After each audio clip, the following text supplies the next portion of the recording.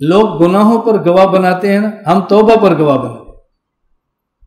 لوگ گناہوں پر گواہ بناتے ہیں، مل کر فلم دیکھ لی، یہ گناہوں پر گواہ بنایا، مل کر شراب پی لیا، یہ گناہوں پر گواہ بنایا، گناہ کیا تھا، خدا نے پردہ ڈالا، صبح اپنے دوست کو بتا دیا کہ میں نے یہ گناہ کیا، اس نے اپنے گناہ پر گواہ بنایا۔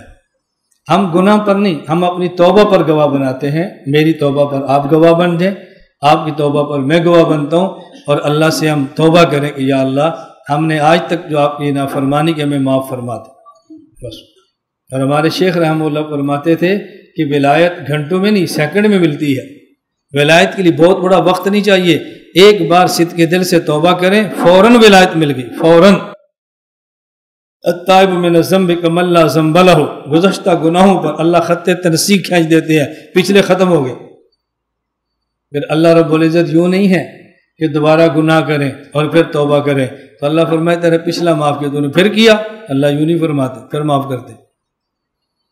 پھر گناہ کریں پھر توبہ کریں، اللہ یوں نہیں فرماتے، تو نے پھر کیا، پھر کہتا ہے وہ پھر معاف کرتے۔ یہ ہم ہیں، کتنی بار تجھے معاف کروں، کتنی بار تجھے چھوڑوں، کتنی بار تیرے ساتھ یہ کروں۔ اللہ کا نظام یوں نہیں ہے، اللہ ہر بار بندے کو معاف فرماتے ہیں۔